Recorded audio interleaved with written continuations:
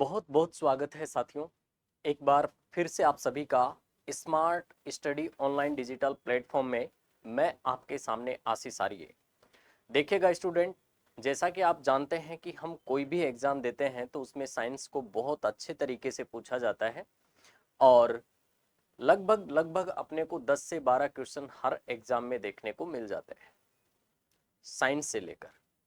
तो देखिएगा, आपने साइंस में जो बिंदु स्टार्ट कर रखा है हम लोगों ने, वो सेल बायोलॉजी है, कोशिका विज्ञान है। और इसमें भी हम कल जो लास्ट बात कर रहे थे वो यूकैरियोटिक और प्रोकैरियोटिक सेल को लेकर के कर रहे थे। तो आपने what is difference between eukaryotic cell and prokaryotic cell, तो इन दोनों में आपने अंतर देखा था कि कौन सी सेल यूकैरियोटिक होती है, कौन सी सेल प्रोकैरियोटिक होती है। क्लियर।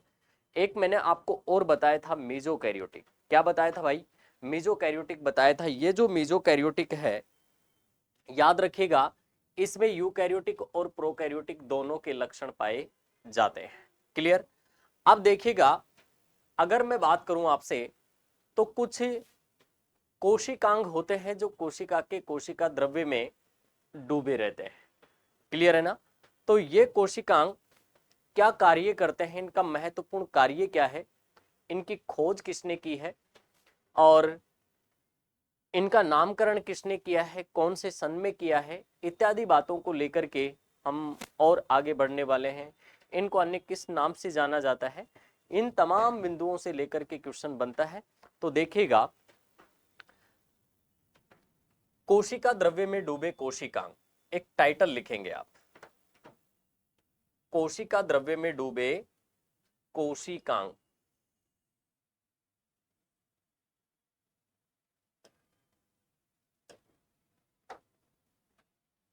लिखिएगा।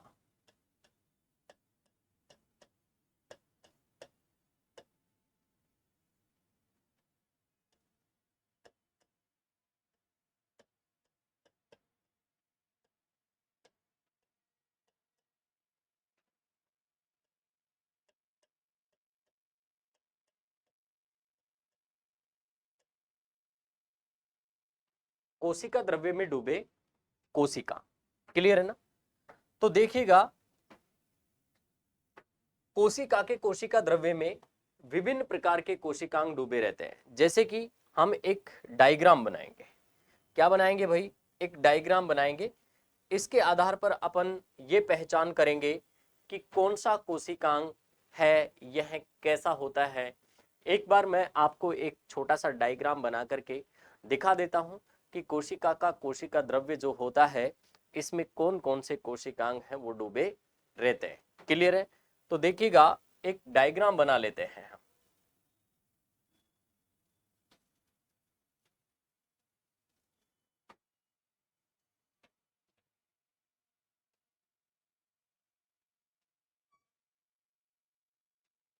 क्या बनाएंगे भाई?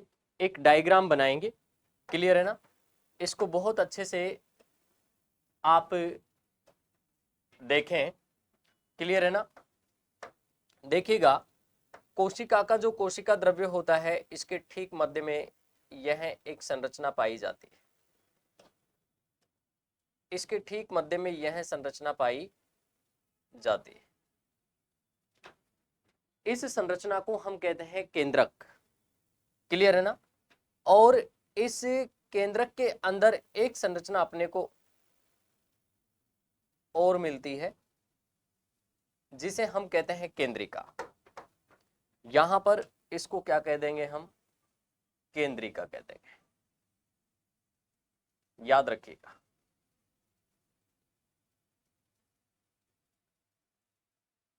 ये केंद्रिका होती है। ये संरचना है, ये क्या है? केंद्रिका है। इस केंद्रिका के अंदर अपने को कुछ ऐसी जालनुमा ये संरचना दिखाई देती है, जिसको हम क्या कहेंगे? क्रोमेटिन जालिका कहेंगे। और याद रखिएगा, इसी केंद्रिका के अंदर अपने को कुछ ऐसे ये लिक्विड भी भरा दिखाई देता है, जिसको हम कहते हैं केंद्रक द्रव्य। क्या कहेंगे भाई, केंद्रक द्रव्य। तो इनके नाम भी हम साथ साथ मेंशन कर लेते हैं। क्लियर है ना। ये जो संरचना है जिसको आप यहां पर देखिएगा दर्शा रहे हैं, जैसे कि ये संरचना, अगर इस संरचना की मैं बात करूं तो इसको हम कहेंगे केंद्रक। क्या कहेंगे भाई, केंद्रक। आपको ये जो संरचना दिख रही है, ये वाली जो संरचना दिख रही है, इसको आप कहोगे केंद्रिका। क्या कहोगे भाई, केंद्रिका। ये जो आपको धागे नुमा एक संरचना दिखाई दे रही है, इसको आप क्या कहोगे सर, इसको हम कहेंगे क्रोमेटिन जाल, क्रोमेटिन नेट। और आपको यहां पर ये जो डॉट डॉट दिखाई दे रहे हैं, इनको आप क्या कहोगे सर, न्यूक्लियोप्लाज्म कहेंगे, केंद्रक द्रव्य कहेंगे। तो इनके नाम और मेंशन कर देते हैं हम। क्लियर है ना। देखिएगा, इसको आप कहोगे केंद्रक,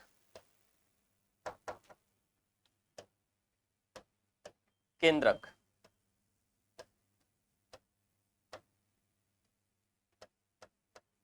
या इसको कहोगे न्यूक्लियस। क्लियर है ना। नेक्स्ट आप क्या कहेंगे, केंद्रिका, न्यूक्लियोल्स।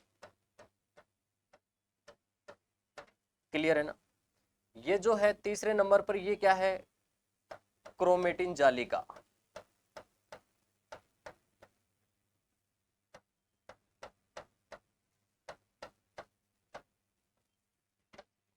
जिसे आप कहेंगे क्रोमेटिन नेट कहोगे। क्या कहोगे भाई, क्रोमेटिन नेट। ये क्या है सर, केंद्रक द्रव्य है।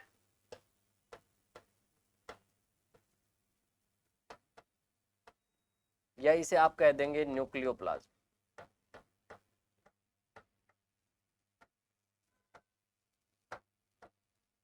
क्लियर है ना। अब इस केंद्रिका के चारों ओर,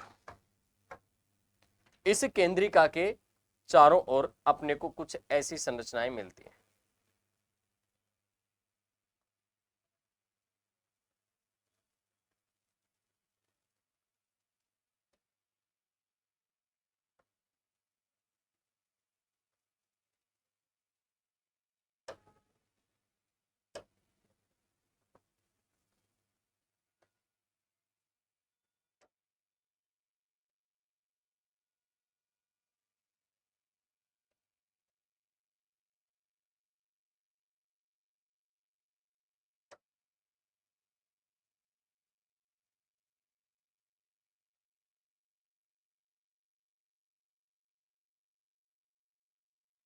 ये ऐसी संरचनाएं अपने को देखने को मिलती हैं। ये क्या होती है, ये होती है सर अंतःप्रदर्भी जालिका। इसको आप क्या कहोगे,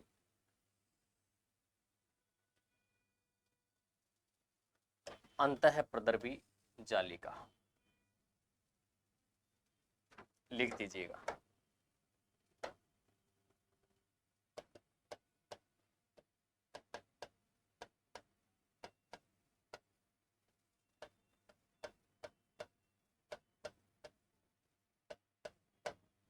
अंतःप्रदर्भी जालिका, या इसे कह देते हैं एंडोप्लाज्मिक रेटिकुलम। ये दो प्रकार की होगी, एक तो होगी SER और एक होगी RER। SER smooth endoplasmic reticulum, और ये होगी ROUGH rough endoplasmic reticulum. Clear है ना। ऐसी संरचना आपको देखने को मिलेगी। क्लियर है ना। इसके बाद में आपको यहां इस संरचना में कहीं कहीं पर ऐसी संरचनाएं देखने को मिलती है। ये संरचनाएं बेटा क्या होती हैं सर, इन संरचनाओं को हम कहते हैं लाइसोसोम। क्या कहेंगे, लाइसोसोम।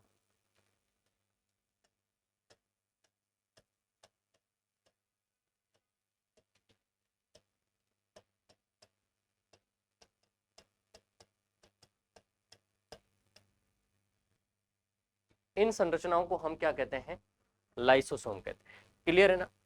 कहीं कहीं पर आपको ऐसी संरचनाएं मिलती हैं। ऐसे आपको डॉट डॉट से दिखाई देंगे। ये डॉट डॉट से होते हैं ना, ये क्या होते हैं? ये होते हैं सर राइबोसोम।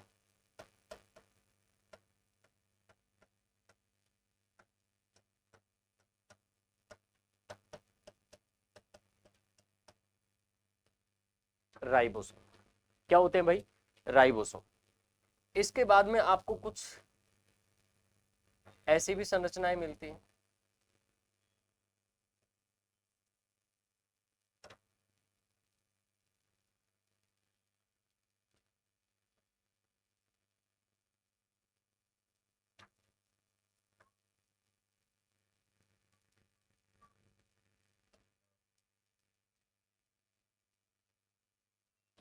इन संरचनाओं को क्या कहते हैं? इनको कहते हैं हम माइटोकॉन्ड्रिया।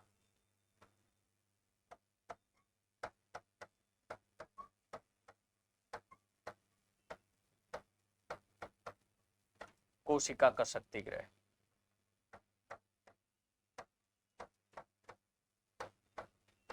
माइटोकॉन्ड्रिया या इसको कहते हैं हम सूत्रकणिका। क्या कहते हैं? सूत्रकणिका। अब यहीं पर भाई अपने को ऐसे बड़ी बड़ी सी संरचनाएं देखने को मिल जाती हैं।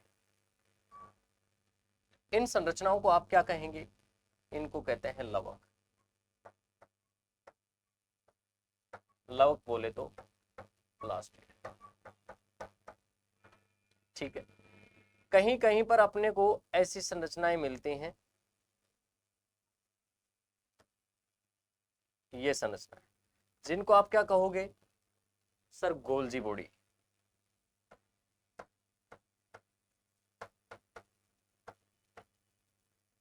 या आप कहेंगे गोल्जी काय।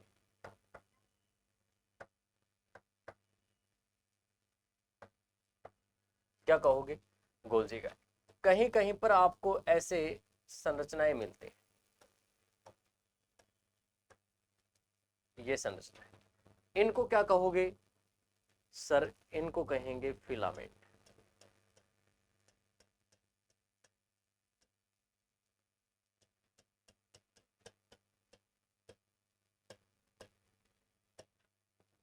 और आपको ऐसे संरचनाएं मिलती हैं,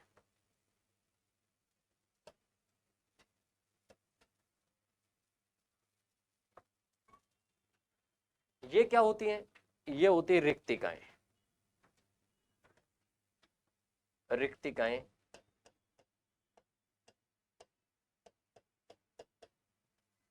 रिक्तिकाएं बोले तो वैक्यूम।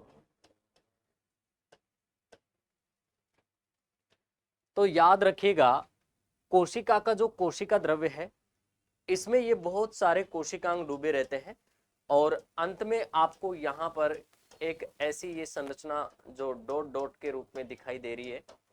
क्लियर है ना? ये जो भरा हुआ है, ये भरा हुआ है कोशिका द्रव्य। ये क्या भरा हुआ है भाई? कोशिका द्रव्य भरा हुआ है, जिसमें सभी सेल ऑर्गन है ना, ये डूबे हुए हैं।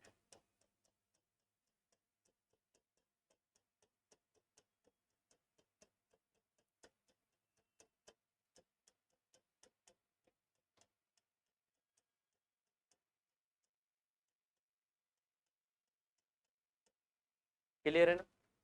वैसे ये जो है, इसको आप क्या कहेंगे? कोशिका झिल्ली कहेंगे।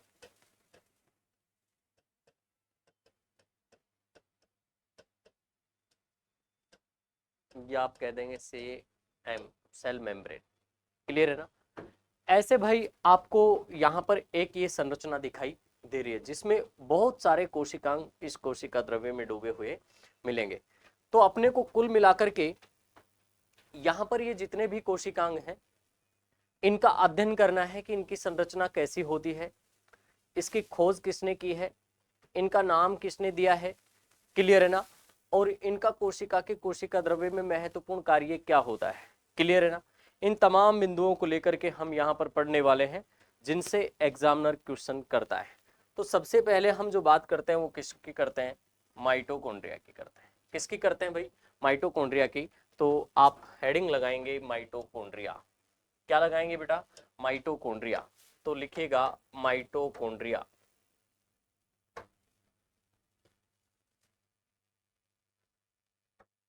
माइटोकॉन्ड्रिया को वैसे हम प्यार से कहते हैं सूत्रकणिका।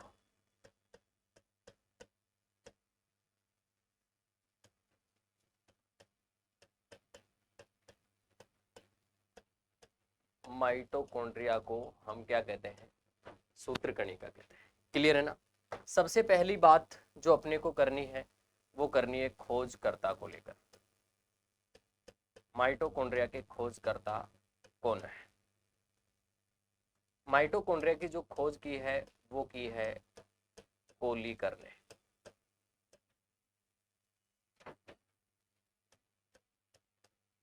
कब की है, 1880 में की है। कब की है भाई, 1880 में की है। माइटोकॉन्ड्रिया को साथियों बायोप्लास्ट जो का है वो किसने कहा, यहाँ पर एक वैज्ञानिक है जिनका नाम है अल्टमैन। तो लिखिएगा अल्टमैन ने माइटोकॉन्ड्रिया को, अल्टमैन ने माइटोकॉन्ड्रिया को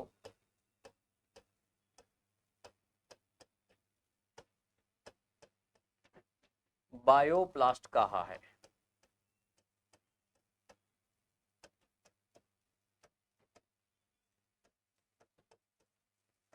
क्लियर है ना।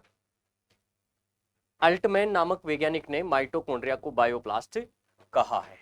इसके बाद अगली लाइन में याद रखना है, वैज्ञानिक सी बेंडा ने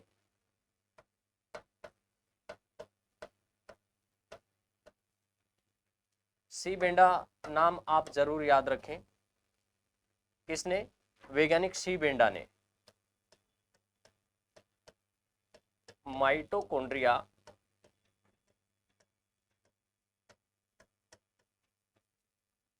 नाम दिया है।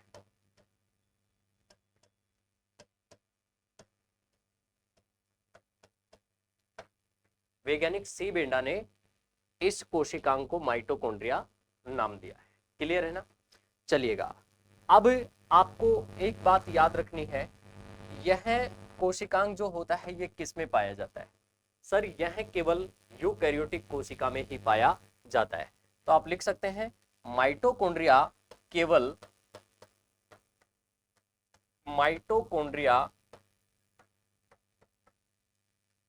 केवल यूकैरियोटिक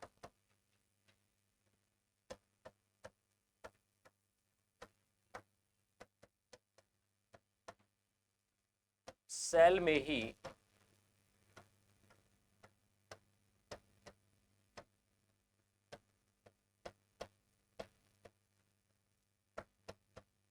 यूकैरियोटिक सेल में ही पाया जाता है।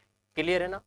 माइटोकॉन्ड्रिया केवल यूकैरियोटिक सेल में ही पाया जाता है, लेकिन यहां पर एक नोट योग्य बिंदु है। ये क्या है, माइटोकॉन्ड्रिया के समान पाई जाने वाली जो गोलाकार संरचनाएं होती हैं कहां पर, प्रोकैरियोटिक सेल में, वहां पर इसको क्या नाम देंगे सर, मेजोसोम नाम देंगे। क्या नाम देंगे, मेजोसोम। तो आप लिखिएगा प्रोकैरियोटिक सेल में, प्रोकैरियोटिक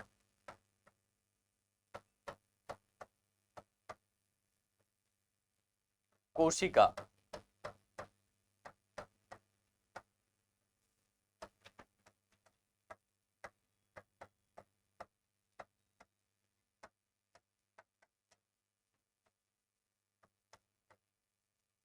सेल में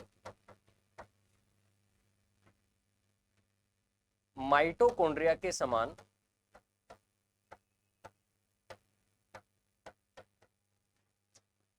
माइटोकॉन्ड्रिया के समान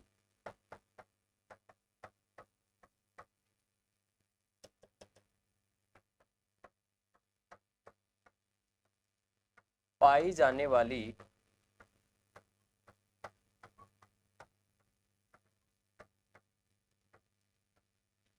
गोलाकार संरचनाओं को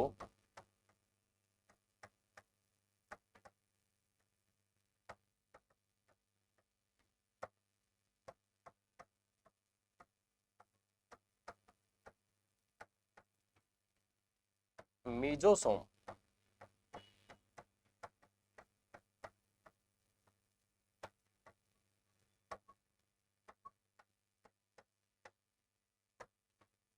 मीजोसोम कहा जाता है।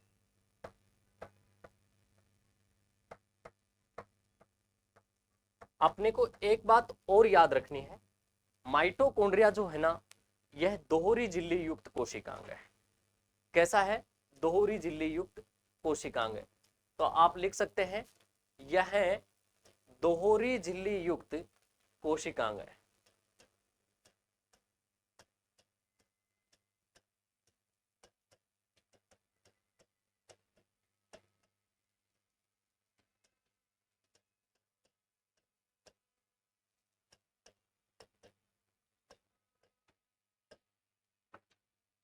डबल मेम्ब्रेन युक्त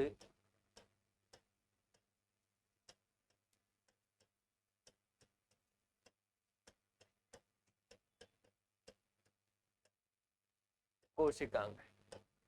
यह डबल मेम्ब्रेन युक्त क्या है? कोशिकांग। तो ये छोटी छोटी बातें हैं, ये सब अपने को याद रखनी है, यहां से एग्जाम में क्वेश्चन पूछा जाता है। क्लियर है ना भाई? देखिएगा, इंपॉर्टेंट है, यहां पर आप स्टार मार्क जरूर दे लें, क्योंकि इससे एग्जाम में क्वेश्चन बनता है। क्लियर है ना? अगला जो क्वेश्चन यहां से रहता है वो ये रहता है कि माइटोकॉन्ड्रिया को अन्य किस नाम से जाना जाता है? माइटोकॉन्ड्रिया को कोशिका का शक्ति गृह भी कहते हैं। क्यों? क्योंकि यह इसका जो मुख्य कार्य होता है वो कोशिका के श्वसन करना होता है, और यहाँ पर जो ऊर्जा होती है वो एटीपी के रूप में मुक्त होती है। इसीलिए यहाँ पर जो माइटोकॉन्ड्रिया है इसे ऊर्जा का शक्ति गृह भी कहते हैं। क्लियर है ना? पावर हाउस ऑफ सेल भी कहते हैं। तो अगला आप लिख सकते हैं कार्य। क्या लिख सकते हैं भाई? कार्य, कि माइटोकॉन्ड्रिया का जो कार्य है वो क्या है। तो आप लिखेंगे कार्य, लिख सकते हैं कोशिकीय श्वसन में सहायता करना। कोशिकीय श्वसन, या आप कह सकते हैं सेलुलर रेस्पिरेशन।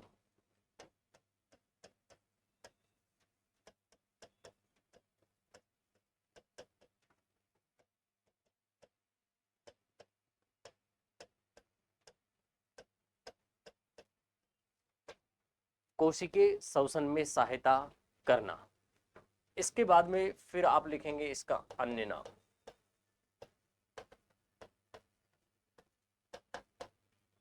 क्लियर है ना? इसका अन्य नाम है कोशिका का शक्ति गृह।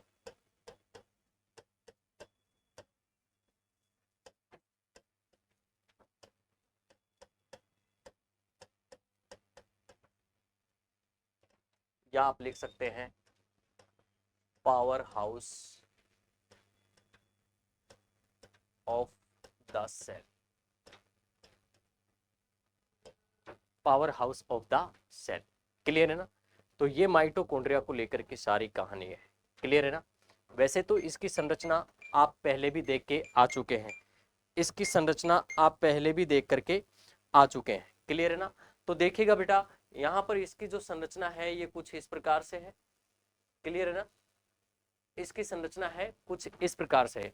और आपको ये भी याद रखना है, माइटोकॉन्ड्रिया जो है ये दोहरी झिल्ली युक्त कोशिकांग होता है, डबल मेम्ब्रेन युक्त कोशिकांग होता है। ठीक है? कौन है? हरित लवक है, जैसे कि क्लोरोप्लास्ट है, और कौन है? यहाँ पर माइटोकॉन्ड्रिया है। ये सभी क्या है सर? दोहरी झिल्ली युक्त कोशिकांग है। क्लियर है ना? इतनी सी बात अपने को याद रखना है। क्या क्या बातें की हैं? इसके खोजकर्ता कौन है? कोलिकर है। अल्टमैन ने इस माइटोकॉन्ड्रिया को क्या नाम दिया है सर? बायोप्लास्ट कहा है। वैज्ञानिक शेबेंडा ने माइटोकॉन्ड्रिया नाम दिया है। माइटोकॉन्ड्रिया केवल यूकैरियोटिक कोशिका में ही पाया जाता है। प्रोकैरियोटिक कोशिका में माइटोकॉन्ड्रिया के समान जो पाई जाने वाली गोलाकार संरचनाएं होती हैं इनको हम क्या कहते हैं? मेजोसोम कहते हैं। ये क्वेश्चन भी एग्जाम में कई बार पूछा जा चुका है। क्लियर है ना? इसके बाद में अगली बात अगर अपन करें तो इसका जो मुख्य कार्य होता है वो कोशिकीय श्वसन में सहायता करना होता है। और नेक्स्ट यहाँ पर बताया गया है कि इसको अन्य किस नाम से जाना जाता है सर? कोशिका के शक्ति गृह के नाम से जाना जाता है। क्यों? क्योंकि यहाँ पर जो ग्लूकोज होता है O2 की उपस्थिति में विखंडन होने से ऊर्जा जो होती है वो एटीपी के रूप में मुक्त होती है। इसलिए साथियों इसे हम क्या कहते हैं, कोशिका का शक्ति गृह कहते हैं। क्लियर, यहां तक आपको बहुत अच्छे से समझ में आ गया होगा। चलिएगा, अभी आप पीछे देख करके आए हैं, यहां पर देखिएगा ये बहुत अच्छा डायग्राम बनाया हमने। क्लियर है ना। इस डायग्राम में हमने पहली ये जो संरचना है आपको जो दिखाई दे रही है माइटोकॉन्ड्रिया, इसको देख लिया है। सेकंड नंबर पर आपको यह जो संरचना दिखाई दे रही है, जिसको हम क्या कह रहे हैं सर, प्लास्टिड कह रहे हैं, लवक कह रहे हैं। तो ये लवक क्या है, ये भी इंपॉर्टेंट है, इससे एग्जाम में बहुत बार क्वेश्चन निकला हुआ है, इससे एग्जाम में बहुत बार क्वेश्चन निकला हुआ है। क्लियर है ना। तो नेक्स्ट अगला जो सेल ऑर्गन हम पढ़ेंगे वो क्या होगा सर, लवक होगा।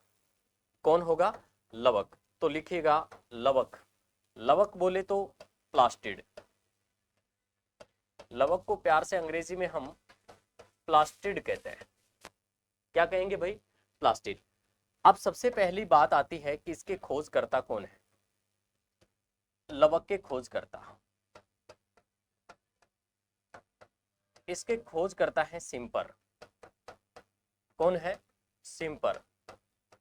सिम्पर नामक वैज्ञानिक ने इसकी खोज की है, सिम्पर, सिम्पर नामक वैज्ञानिक ने इसकी क्या की है भाई, खोज की है।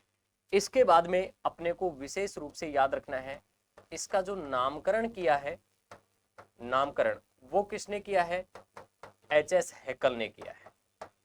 किसने किया है भाई, एच.एस. हैकल नाम का एक व्यक्ति है जिन्होंने इसका क्या किया है, नामकरण किया है। साथ ही ये जो लवक है इसको 3 पार्ट में भी डिवाइड किया है। कितने पार्ट में डिवाइड किया है, 3 पार्ट में डिवाइड किया है। और कहा है कि यह कोशिका के कोशिका द्रव्य में पाए जाने वाले सबसे बड़े कोशिकांग होते हैं, सबसे बड़े सेल ऑर्गन होते हैं। कौन भाई, लवक। क्लियर है ना। तो यहां पर आपको एक एरो बना करके लिख देना है कि यह कोशिका के, यह कोशिका के कोशिका द्रव्य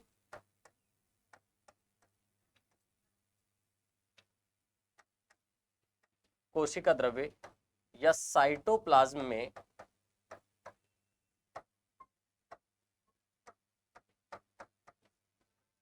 पाए जाने वाले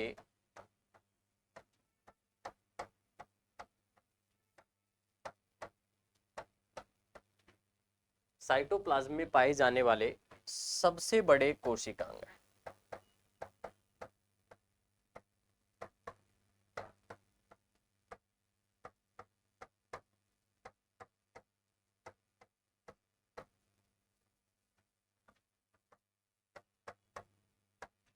ठीक है, सबसे बड़े क्या है, कोशिकांग है। कौन है भाई, लवक, जो किसमें मिलते हैं, कोशिका के कोशिका द्रव्य में मिलते हैं।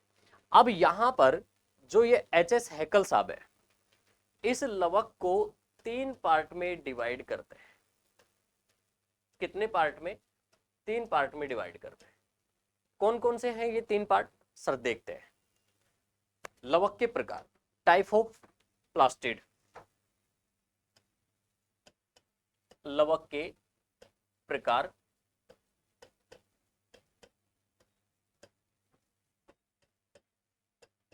जिसे आप कहेंगे टाइप ऑफ प्लास्टिड। लवक के 3 प्रकार है, लवक के क्या है, 3 प्रकार है। क्लियर है ना। लवक के 3 प्रकार सर कौन कौन से हैं, देखिएगा।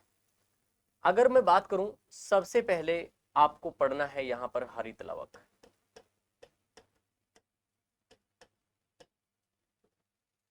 हरित लवक, हरित लवक को आप कहते हैं क्लोरोप्लास्ट।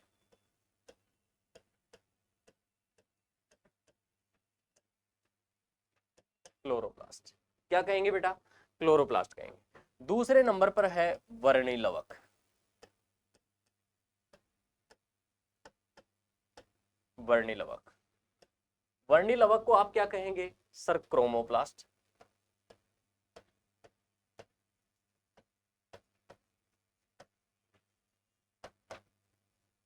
तीसरे नंबर पर आता है अवर्णी लवक।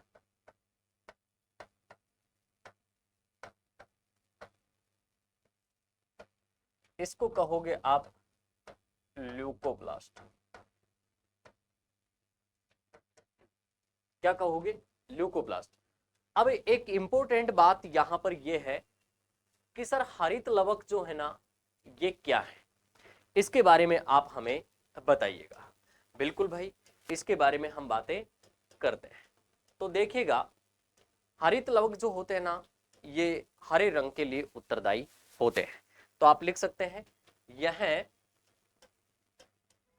हरे रंग के लिए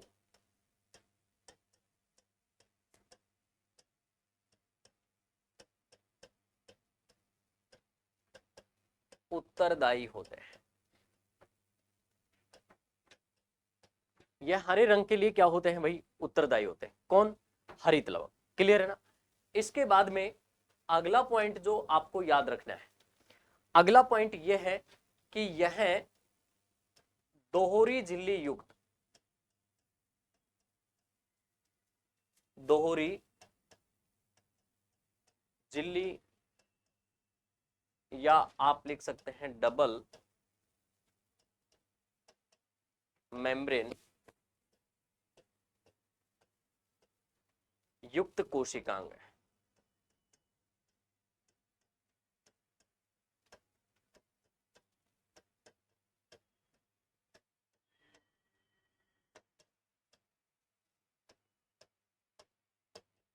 ये दोहरी झिल्ली युक्त क्या है?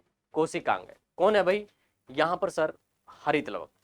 इसके बाद याद रखिएगा, हरित लवक में एक वर्णक पाया जाता है जिसे हम कहते हैं क्लोरोफिल। इस क्लोरोफिल के कारण ही पत्तियां जो होती हैं वो हरे रंग की होती है। क्लियर है ना? तो आप लिख सकते हैं क्लोरोप्लास्ट में या हरित लवक,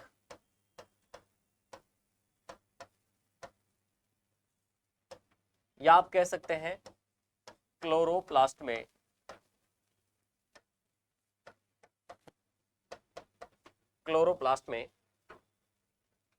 एक वर्णक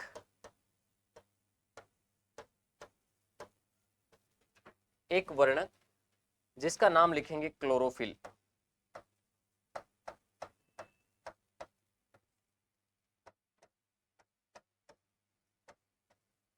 या इसी को कहते हैं पर्णहरित।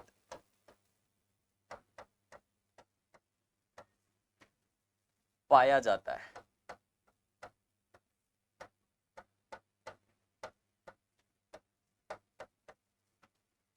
जिसके कारण पत्तियों का रंग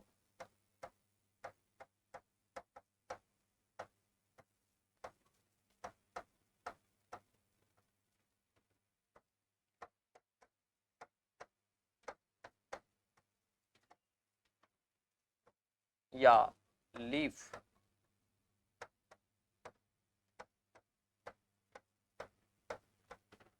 हरा होता है।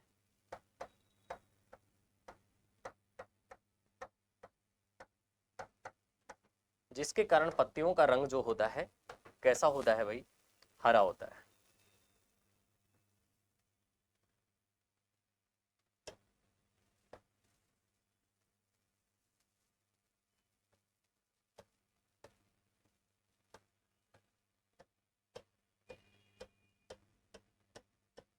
पत्तियों का जो ग्रीन कलर है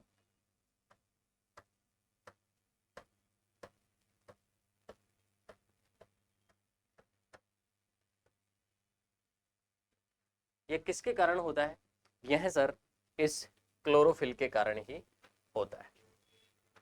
किसके कारण होता है? इस क्लोरोफिल के कारण ही होता है। क्लियर है ना? अब यहां पर एक बात आप जान गए होंगे कि जो लीफ होती हैं ये कई बार येलो पड़ जाती है, पीली पड़ जाती है। सर पीली क्यों पड़ती है? तो इनमें उपस्थित जो पर्णहरित होता है, क्या होता है? पर्णहरित, ये धीरे धीरे क्या हो जाता है भाई? कम हो जाता है। तो पर्णहरित का नष्ट होना क्लोरोसिस या हरिमहीनता कहलाता है, जिसके कारण पत्तियां कैसी पड़ जाती हैं? पीली पड़ जाती है। तो आप यहां पर एक नोट लगा करके एक बिंदु और ऐड करें जिसको एग्जाम में पूछा जाता है। लिखिएगा क्लोरोफिल, क्लोरोफिल या आप कहेंगे पर्णहरित।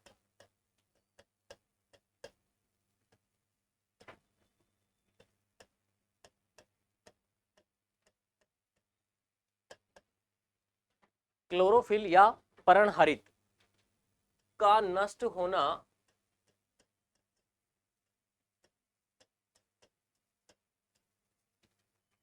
हरिमहीनता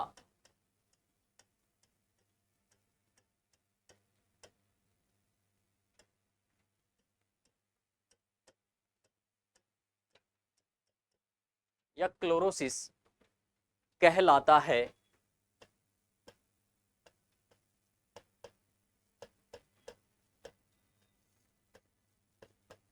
जिसके कारण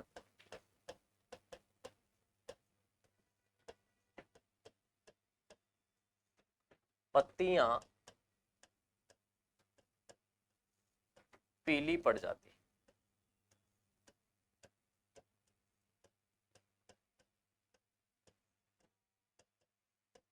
क्लियर है ना?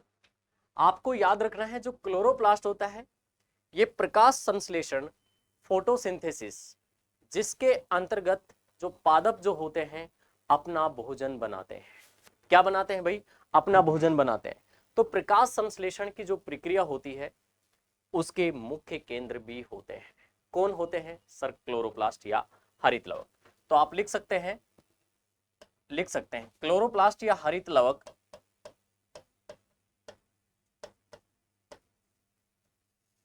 लवक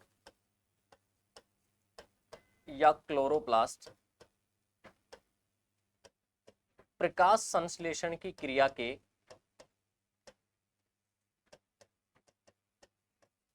प्रकाश संश्लेषण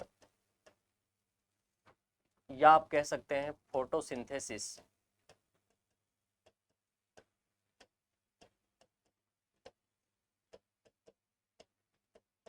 प्रक्रिया के मुख्य केंद्र होते हैं।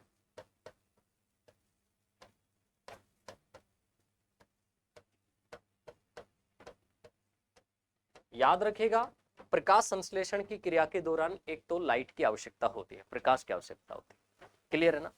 दूसरी बात यहां पर हरित लवक, तीसरी बात कार्बन डाइऑक्साइड। ये जब तक नहीं होंगे तब तक प्लांट अपना भोजन नहीं बना पाएंगे। तो कुल मिलाकर के इन तीनों को ही जो पादप है इसका मुख्य केंद्र कहा गया है। क्लियर है ना? तो सीधा एग्जाम में क्वेश्चन आता है कि प्रकाश संश्लेषण की प्रक्रिया जो है इसके मुख्य केंद्र बिंदु जो है वो कौन है? हरित लवक है। क्लियर है ना? इसको स्टार मार्क जरूर करना। एक क्वेश्चन और मेरे जहन में आ रहा है जिसको एग्जामिनर ने पूछा है, वो क्या है? उसने पूछा कि जो पर्णहरित होता है जिसे आप क्लोरोफिल कह रहे हैं, क्लोरोफिल में एक धातु मौजूद होती है, वह धातु कौन सी है? सर मैग्नीशियम, जो आवर्त सारणी में साथियों आपको 12 नंबर पर देखने को मिलती है, 12 नंबर पर देखने को मिल जाती है। तो आप लिख सकते हैं क्लोरोफिल या पर्णहरित में क्लोरोफिल या आप लिख सकते हैं पर्णहरित में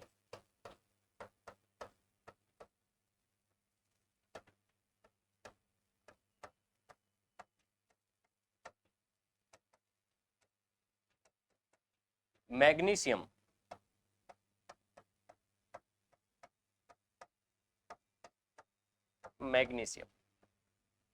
मैग्नीशियम बोले तो Mg मैग्नीशियम धातु पाई जाती है।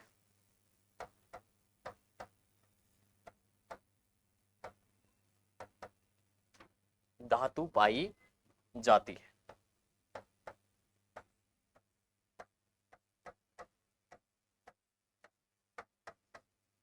क्लोरोफिल में कौन सी धातु पाई जाती है? सर मैग्नीशियम धातु पाई जाती है।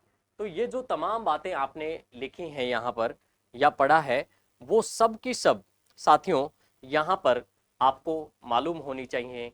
किस में होनी चाहिए? सर यहाँ पर जो क्लोरोप्लास्ट है इसको लेकर के। क्लियर है ना? तो देखते हैं आज की क्लास में आपने साथियों क्या क्या बातें पढ़ी हैं। तो अगर मैं बात करूं तो सबसे पहले जो हमने बात की है वो यहाँ से कोशिका द्रव्य में जो डूबे कोशिकांग रहते हैं इसको हमने एक यहाँ पर फॉर्मेट के रूप में, एक डायग्राम के रूप में साथियों देखा है कि कौन कौन से सेल ऑर्गन होते हैं जो कोशिका के कोशिका द्रव्य में डूबे रहते हैं। तो साथियों यहाँ पर आपके सामने एक डायग्राम बनाया है मैंने, जिसमें बहुत सारे कोशिकांग इस कोशिका द्रव्य में डूबे हुए हैं। क्लियर है ना। उनमें सबसे पहले हमने बात की माइटोकॉन्ड्रिया को लेकर। किसको लेकर के भाई? माइटोकॉन्ड्रिया को लेकर के। तो देखिएगा माइटोकॉन्ड्रिया की कहानी क्या है, ये आप एक बार और देख लें। सर यह दोहरी झिल्ली युक्त अर्थात डबल मेम्ब्रेन युक्त कोशिकांग होता है, और अपने को ये भी याद रखना है यहाँ पर इसमें जो भरा द्रव्य होता है इसको साथियों हम मैट्रिक्स कहते हैं। क्या कहते हैं भाई? मैट्रिक्स कहते हैं। इसमें ये जो लिक्विड भरा रहता है ना, इसको क्या कहते हैं हम? मैट्रिक्स कहते हैं। क्लियर है ना। ये छोटी छोटी बातें हैं, इनको अपने को याद रखना है। एक वैज्ञानिक है जिनका नाम है अल्टमैन। इस अल्टमैन नामक वैज्ञानिक ने इसको क्या कहा है सर? बायोप्लास्ट नाम दिया है। क्या नाम दिया भाई? बायोप्लास्ट नाम दिया है। इसके बाद में वैज्ञानिक सी बेंडा ने इसको माइटोकॉन्ड्रिया नाम दिया है। माइटोकॉन्ड्रिया केवल यूकैरियोटिक कोशिका में ही पाया जाता है। प्रोकैरियोटिक कोशिका में माइटोकॉन्ड्रिया के समान पाई जाने वाली जो गोलाकार संरचनाएं होती हैं, इनको हम मेजोसोम कहते हैं। क्या कहते हैं भाई? मेजोसोम कहते हैं। नेक्स्ट अगली जो बात आपने की है कि इसका जो मुख्य कार्य होता है वो क्या होता है? सर इसका मुख्य कार्य होता है कोशिकीय श्वसन में सहायता करना, और अन्य नाम आपने देखा है कोशिका का शक्ति गृह कहते हैं। क्यों? क्योंकि यहाँ पर O2 का विखंडन होने से ऊर्जा है ना एटीपी के रूप में मुक्त होती है, इसीलिए साथियों इसको हम क्या कहते हैं? कोशिका का शक्ति गृह कहते हैं। अब यहाँ पर बात आती है सेकंड नंबर पे लवक। देखिएगा लवक की जो खोज करता है वो कौन है? सिम्पर। और इसका जो नामकरण किया है वो HS हैकर नामक वैज्ञानिक ने कहा किया है। और साथ में ये भी बताया है कि यह जो लवक होते हैं ये कोशिका के कोशिका द्रव्य में साइटोप्लाज्म में पाए जाने वाले सबसे बड़े कोशिकांग दी लार्जेस्ट ऑर्गन होते हैं, सेल ऑर्गन होते हैं। इसके बाद में हैकल साहब ने लवक को 3 भागों में बांटा है। ये तीनों भाग आपके सामने लिखे हुए हैं। सबसे पहले क्लोरोप्लास्ट, दूसरे नंबर पर है क्रोमोप्लास्ट, और थर्ड नंबर पे ल्यूकोप्लास्ट लिखा हुआ है। तो हरित लवक या क्लोरोप्लास्ट क्या है? हरे रंग के लिए उत्तरदायी है। यह दोहरी झिल्ली युक्त कोशिकांग होते हैं। हरित लवक में एक महत्वपूर्ण साथियों एक वर्णक होता है जिसको हम पर्ण हरित कहते हैं या क्लोरोफिल कहते हैं। इसी के कारण पत्तियां जो होती हैं वो ग्रीन कलर की होती हैं, जैसा कि आपको यहाँ पर दिखाया भी गया है। नेक्स्ट आपने देखा है कि क्लोरोफिल या पर्णहरित का नष्ट होना जो है वो क्या कहलाता है सर? हरिमहीनता कहलाता है या क्लोरोसिस कहलाता है। क्या कहलाता है भाई? क्लोरोसिस कहलाता है। इस क्लोरोसिस के कारण जो पत्तियां होती हैं साथियों, अगर देखिएगा धीरे धीरे ये कम हो जाता है तो पत्तियां कैसी हो जाती हैं सर? पीली पड़ जाती हैं। और पीली पड़ने से साथियों आप देखते हैं कुछ दिनों के बाद में डेफोर्सेशन की प्रक्रिया होती है, जिसे हम पतझड़ के नाम से जानते हैं। सभी पत्तियां प्लांट से झड़ जाती हैं। क्लियर है ना। जिसको हम डेफोर्सेशन कहते हैं। और ये क्यों होता है? जब हरिमहीनता आ जाता है। हरिमहीनता का मतलब है क्लोरोफिल नष्ट हो जाता है। नेक्स्ट मैंने आपको बताया हरित लवक जो होता है प्रकाश संश्लेषण फोटोसिंथेसिस, जिसके अंतर्गत पौधे अपना भोजन स्वयं बनाते हैं। क्लियर है ना। तो प्रकाश संश्लेषण की प्रक्रिया जो होती है इसके भी मुख्य केंद्र है। कौन है? हरित लवक। नेक्स्ट मैंने आपको बताया कि क्लोरोफिल या पर्णहरित जो होता है इसमें मैग्नीशियम धातु पाया जाता है। तो साथियों आशा करता हूं कि सभी बातें मैंने जो आपको बताए हैं ये आपको बहुत अच्छे से याद भी हुई हैं। देखिएगा मिलते हैं एक छोटे से ब्रेक के बाद इसी टॉपिक को कंटिन्यू करते हुए। तो साथियों तब तक सभी का बहुत बहुत आभार, अभिनंदन। Thank you so much.